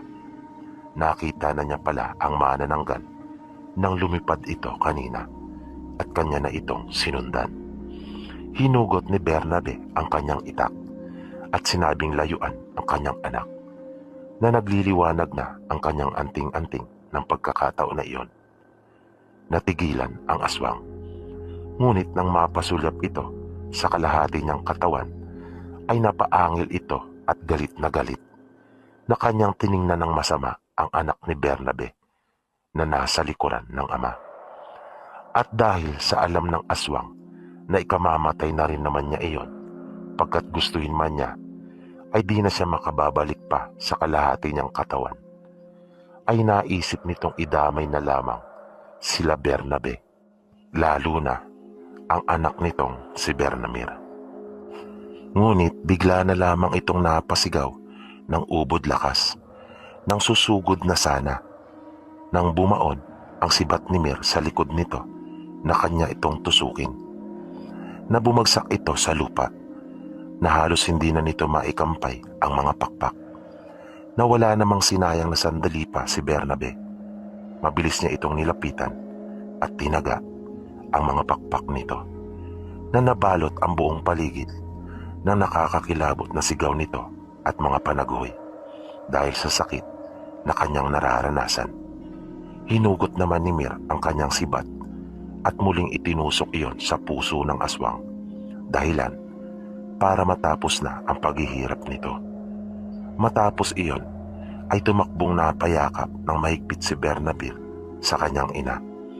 Binuhat ni Bernabe ang mga labi ng aswang at inilagay iyon sa loob ng bahay at saka iyon sinunog. Matapos nilang mapatay ang manananggal, ay magkakasama ng umuwi sila Bernabe at ang kanyang mag-ina, na masaya namang nasa bulsa ni Bernamir ang kanyang kaibigang duwende. Habang nasa daan, ay nagpasalamat si Bernamir dito, dahil kung hindi siya nito napigilan, ay malamang na napahamak na siya sa kamay ng manananggal. Nang masapit nila ang kanilang bahay, ay laking pasasalamat naman ng dalawang matanda nang makita nilang muli ang kanilang apo. Nagpahinga lang silang sandali at pagkatapos ay kumain na sila ng hapunan, na napasarap ang kanilang pagkain pagkat gutom na gutom sila. At dahil sa gabi na, ay doon na natulog sila Mang Armin at Aling Hisusa. Kinabukasan, matapos makapag-agahan, ay nagpasya na ang dalawang matanda na umuwi. Sinabi ni Bernabe na sa ilang mga araw ay sila naman ang mamamasyal sa kanila. Matapos makapagpaalam ni Mang Armin, ay nagpunta naman sa bukid sila Bernabe upang linisin ang lupang kanilang pagtatamnan. Paminsan-minsan ay sumasagi pa rin sa isip ni Bernabe ang lugar na kanyang kinalakan, na may pagkakataon pa parang gusto niya na doon na manirahan kasama ng kanyang mag-ina. Kaya nga lamang ay may kung anong pumipigil sa kanya. Ginugol ni Bernabe ang buong araw na iyon sa bukid. Katuwang niya ang kanyang asawang si Mir. Si Bernamir naman ay masayang nakipaglaro sa kaibigan nito sa ginawang payag ng kanyang ama. Nang mga sumunod na araw ay naging payapa at normal ang naging takbo ng kanilang pamumuhay. Minsan ay naisipan ni Bernabe na mamasyal sa kanyang mga biyanan kasama ang kanyang mag-ina. Kaya maaga pa ay gumanyak na sila. Sa daan ay masayang nangunguha ng bayabas si Bernamir, maging ang mga bulaklak na nakabibighani sa kanyang paningin dahil sa magaganda nitong kulay ay kanya iyong pinipitas. Nang bigla na lamang itong napasigaw, kaya agad nilang pinuntahan ito at nakita nila ang isang engkanto na nababalot ng mga ugat ang buong katawan nito, na mayroong isang mata. Agad niyakap ni Bernabe ang anak, na nooy tinakpan ng kanyang mga kamay ang mata dahil sa pagkagulat sa nakita. Sinabi ni Bernabe sa engkanto na makikiraan lamang sila at pagpaumanhinan na ang kanyang anak pagkat natuwa lamang ito sa ganda ng mga bulaklak. Agad namang nakita ng engkanto na nagliwanag ang itim na panyo ni Bernabe at naaninag nito ang ginintoang buhok na naroon. Sinabi ng engkanto sa kanya na nakikilala nito ang may-ari ng ginintoang buhok na iyon. At walang anumang hudyat ay bigla siyang hinampas ng isa sa mga malalaking ugat nito. At dahil sa matatamaan si Bernamir kung kanya iyong iiwasan, ay kanya na lamang pinatigas at pinalakas ang katawan at tinanggap ang paghampas na iyon upang protektahan ang kanyang anak. Mabilis niyang sinabihan si Bernamir na tumakbo sa kanyang ina. Sinabi ni Bernabe sa engkanto na wala siyang natatandaan na atraso dito. Sumagot naman ang engkanto at sinabing pinatay niya ang kaibigan nitong tikbalang, kaya magbabayad siya ng mahal sa kanyang ginawa. At bigla ngang pumulupot ang mga ugat sa kanyang mga kamay at paa at iniangat siya nito. Kaya napasigaw si Mir at sinabing mali ito sa kanyang akala. Sinabi ni Mir na hindi si Bernabe ang manggagamot na pumatay sa kanyang kaibigang tikbalang. Sa halip, ito ay ang anak ng kanyang kaibigan. Na nang marinig iyon ng engkanto, ay tila nabigla ito at agad na binitawan si Bernabe. Dahilan para mamilipit ito sa sakit nang bumagsak sa lupa. At pipilay-pilay itong pumunta sa kanyang mag-ina matapos tumayo. Panay naman ang paghingi ng paumanhin ng engkanto dahil sa naging padalos-dalos ito na nagpadala kaagad sa bugso ng kanyang damdamin. Napahalakhak naman ang duwende nang makita ang itsura ni Bernabe na akala mo ay matanda na hawak-hawak ang kanyang bewang, bunga ng pagkakabagsak. Dahil doon ay nagpasya si Mir na maupo na muna sila doon sa ilalim ng lilim ng puno upang makapagpahinga na munang sandali hanggang sa mabawasan ang pananakit ng balakang ni Bernabe. Na maging si Mir ay nangingiti sa kanyang asawa na sa tuwing mapapasulyap siya dito ay naniningkit naman ang mata ni Bernabe sa kanya. Sabay kapwa sila matatawa. Nag-alok naman ang engkanto ng kung ano ang pwede niyang gawin upang makabawi sa kanyang nagawa. Magkasabay naman na napasagot ang mag-asawa at sinabing wala, na ikinagulat iyon ng engkanto. Pagkat base sa kanyang karanasan, ang mga tao ay likas na mapagsamantala. Pero heto ang mag-asawa at walang hinihiling na kapalit sa perwisyong dinulot niya. Ngunit sa huli ay naisip niyang marahil ay dahil sa may lahing engkanto ang mga ito. Biglang nagsalita si Mir at sinabi niya sa engkanto na di naman lahat ng tao ay mapagsamantala at likas na masama. Nabahagyang nagulat ang engkanto pagkat nabasa pala nito ang kanyang iniisip. Nakita nilang pumitas ang engkanto ng isang bulaklak mula sa kanyang mga sanga at dahan-dahang iniabot iyon sa kanilang anak na si Bernamir, na napatingin pa muna ito sa kanyang mga magulang at sa engkanto. Sinabi naman ng engkanto na kanyang kunin iyon bilang munting handog niya sa kanya, na tulad ng gininto ang buhok ng kanyang ama ay nagliliwanag din iyon, na ng kanya iyong hawakan ay tila naging bato iyon sa tigas at naglaho na ang liwanag nito. Ipinaliwanag ng engkanto ang kahalagahan noon sa kanila. Matapos iyon at nang humupa na ang sakit na nararamdaman ni Bernabe, ay nagpasya na silang magpatuloy sa paglakad. Kaya nagpaalam na sila sa bago nilang kaibigan. Sa daan ay nasabi ni Bernamir sa kanyang mga magulang na napakahiwaga pa lang talaga ng mundo, na marami pala talagang nilalang ang naninirahan dito at hindi lamang mga tao at hayop na karaniwang nakikita sa paligid. Tama ka anak, at marami ka pang madidiskubre, sabi ng kanyang inang si Mir. Nang sapitin nila ang bahay ng mga magulang ni Mir, ay saktong magtatanghalian na, kaya naghain na si Aling Jesusa at Mir. Hindi naman maitago at lubos ang kasiyahan ng lolo at lola ni Bernamir nang makita siya ng mga ito. Matapos makapananghalian ay masayang ikinuwento ni Bernamir kanila Mang Armin at Aling Jesusa ang nangyari sa daan, na ang naging tampulan naman ng katatawanan ay ang kanyang ama. Kaya nasambit ni Bernabe na bumabawi ka ha.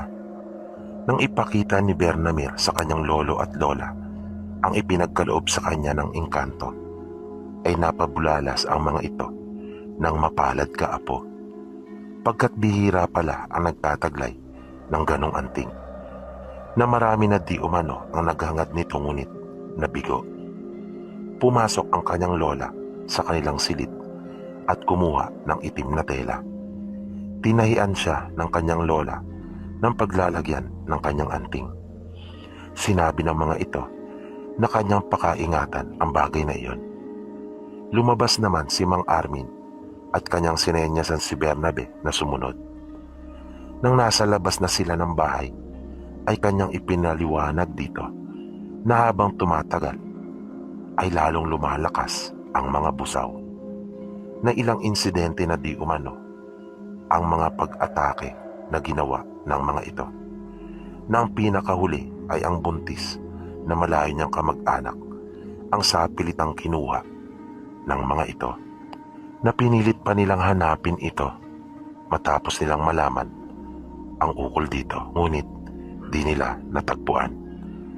Pinuntahan pa nila di umano ang pinagkukutaan ng mga busaw, na kanya pang tinanong si Bernabe tungkol doon, kung kanya pang natatandaan nang minsan magkita sila doon sa lugar na pinamumugaran ng mga ito. Sinabi naman ni Bernabe na kanyang natatandaan iyon. Pagpapatuloy pa ni Mang Armin ay wala na rin ang mga ito doon. Kaya naisip nila kapwa na mas mahihirapan silang supilin ang mga ito, na ang tangi nilang magagawa ay ang palaging maghanda sa mga gagawing pag-atake ng mga ito, na kung kailan ay hindi nila alam. Na mga bandang hapon na ay nagpasya na sila Bernabe na umuwi. Sinabihan sila ni Aling Jesusa na doon na matulog, ngunit sinabi ni Mir na marami pang naghihintay na mga gawain kay Bernabe sa kanilang bukid. Kaya matapos makapagpaalam ay lumakad na sila. Habang naglalakad ay nagsabi ang kaibigang duwende ni Bernamir sa kanya na may masama itong kutob, na agad naman itong sinabi ni Bernamir sa kanyang ina. Kaya kinausap nito ang duwende at inusisa kung ano ang masamang nararamdaman nito. Di naman masabi ng duwende ng tuwiran kung ano iyong pinangangambahan niya. Ayon dito ay ngayon lamang siya nakaramdam ng gayon, na mga oras na iyon ay papadilim na. Sinabi ni Mir sa asawa na bumalik na lamang kaya sila sa bahay ng kanyang mga magulang, na tumango naman ang duwende na kanyang pinapahiwatig na iyon ang mas mainam nilang gawin. Di naman tumutol si Bernabe, kaya tinahak na nila ang daan pabalik sa bahay ng kanyang mga biyanan. Lalo na nang sabihin na rin ni Mir na nakakaramdam na rin ito ng hindi maganda. Sinindihan na nila ang kanilang mga dalang ilawan, pagkat may kadiliman na ang daan. Nang nasa tagudtod na sila, ay laking gulat nila nang makita ang bahay nila Mang Armin at Aling Jesusa na naglalagablab sa apoy. Nang papauwi na silang mag-anak, ay may naramdamang di maganda sina Mir at ang kaibigan nilang duwende. Kaya nagpasya silang bumalik na lamang sa bahay ng kanyang mga magulang. Nang nasa itaas na sila ng burol, ay nakita nila ang bahay nila Mang Armin at Aling Jesusa na naglalagablab na ito sa apoy. Kaya nagmamadali silang bumaba mula sa burol. Pagtawid nila ng isang maliit na batis, ay agad na tinawag ni Mir ang kanyang mga magulang. Abot-abot ang kanyang kaba dahil sa iba't ibang isipin na sumasagi sa kanya. Mabilis silang lumapit sa natutupok na bahay. Iginala din nila ang kanilang paningin habang tinatawag sila Mang Armin. Ngunit walang sumasagot. Napansin ni Bernabe ang mga bakas ng dugo sa lupa. Lalo silang nag-alala. Napaiyak na lamang si Mir at ang kanyang anak na si Bernamir na tinatawag ang kanyang lolo at lola. Nilapitan ni Bernabe ang kanyang mag-ina at inalo niya ang mga ito. Tinanong si Bernabe ng kanyang asawa kung ano ang kanilang napag-usapan ng ama niyang si Mang Armin. Kaya sinabi ni Bernabe ang tungkol sa mga busaw. Kaya lalong napahagulgol na ng tuluyan si Mir pagkat malaki ang posibilidad na sa pilitan na kinuha ang mga ito ng mga aswang na iyon, na naawa siya sa maaring sinapit ng kanyang mga magulang. Ilang sandali pa ay may dumating na ilang kanayon nila Mang Armin.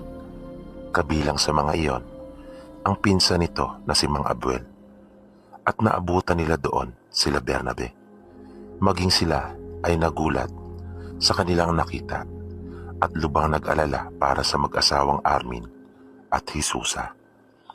Nagmagandang loob naman ang tiyuhin ni Mir na doon na lamang maghapunan sa kanila at magpalipas ng gabi.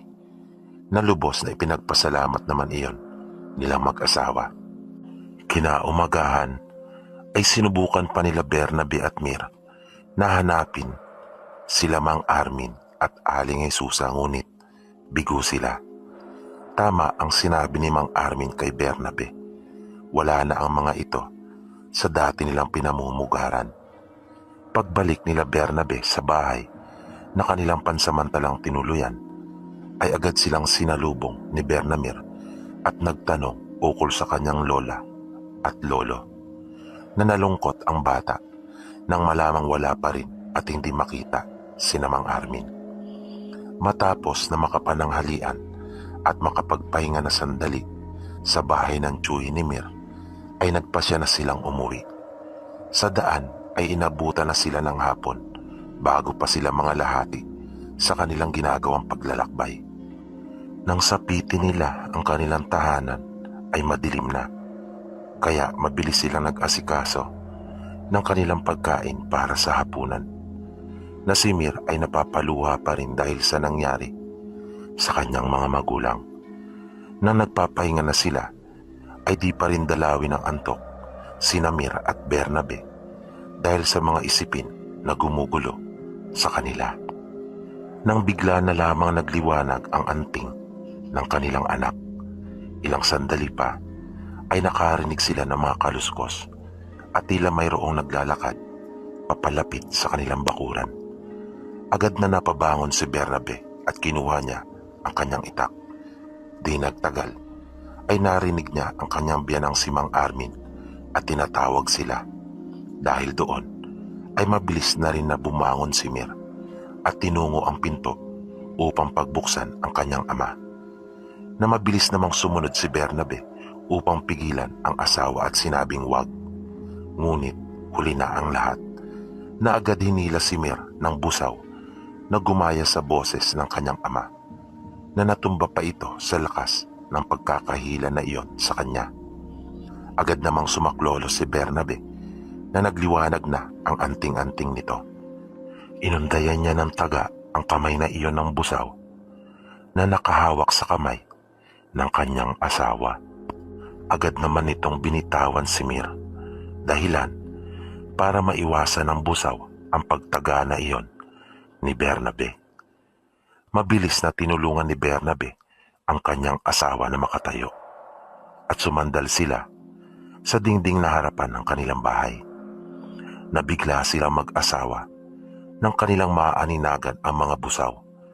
Marami ang mga ito na minsan pa ay kanyang napatunayan na tama ang mga sinasabi ng kanyang biyanang lalaki, na dumami nga ang mga ito.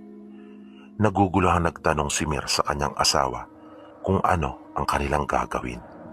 Sinabi ni Bernabe na kanyang takbuhin at puntahan ang kanilang anak.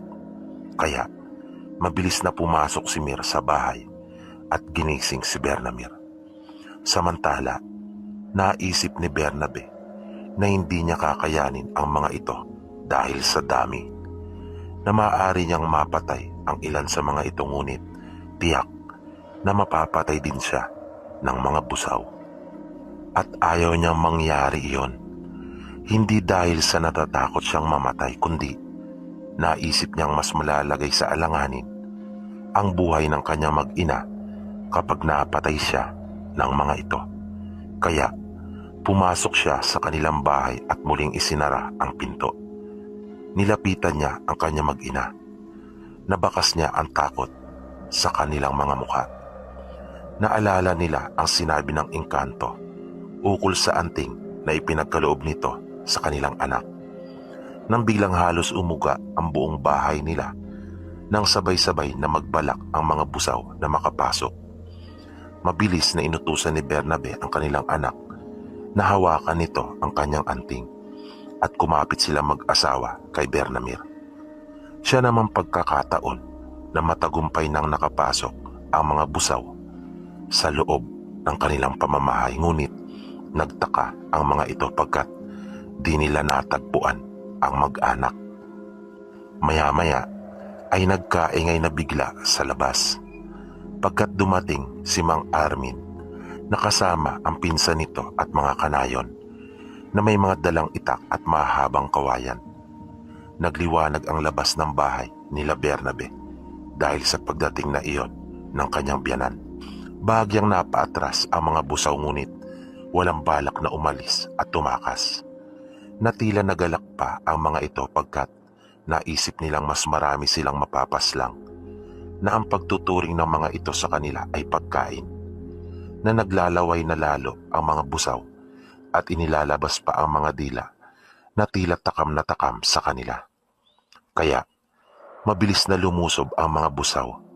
Galit na galit naman si Mang Armin na iwinasiwas ang kanyang itak, na nang tiyempong sasakyo din na ito ng isang busaw mula sa kanyang likuran, ay siya namang pagsulpot ni Bernabe at kanyang tinaga iyon, na sumadsad ito sa lupa, na tanging balat na lamang ang nagkakabit sa ulo nito at sa kanyang leeg, na dumadagundong namang umatungal ang mga busaw nang kanilang makita ang sinapit na iyon ng kanilang kaanak.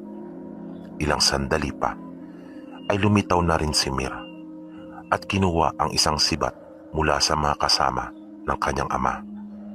Sandaling nagpakiramdaman ang dalawang grupo na hindi pa rin umuho pa ang tensyon sa pagitan nila, nang biglang sumigaw ang ama ni Mir at mabilis na pumunta sa harapan ang mga kalalakihang nasa likuran at mabilis na sinabuyan ng dala nilang petrolyo ang mga busaw at kanila iyong sinilaban ng dala nilang mga sulo, na nangingisay na bumagsak ang ilan sa mga ito na nabasa ng petrolyo at nagpagulong-gulong sa lupa. At umalingaw-ngaw ang nakakakilabot na mga pagdaing ng mga ito habang nasusunog, na dahil doon ay nagpasya na lamang ang mga ito na tumakas. Kaya nagmamadaling nagsitakbuhan ang mga itong papalayo, na hindi naman nagsaya ng oras sila Mang Armin at ang mga kasama nito, na kanilang tinusok na mga dala nilang mahabang kawayan at sibat ang mga busaw na nasa lupa, at kanilang tinapos ang paghihirap ng mga ito. Ang mga may hawak naman ng itak ay nilapitang isa-isa ang mga ito at kanilang tinagpas ang ulo ng mga busaw upang masigurong hindi na ito muli pang makakapaminsala.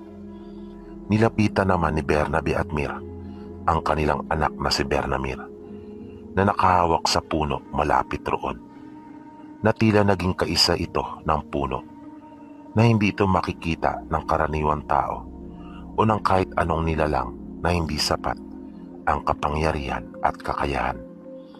Magkakatulong nilang inipon ang mga labi ng busaw na kanilang napatay at sinunog nilang lahat iyon. Di nagtagal ay unti-unti nang nagliwanag ang kapaligiran sa pagbubukang liwayway.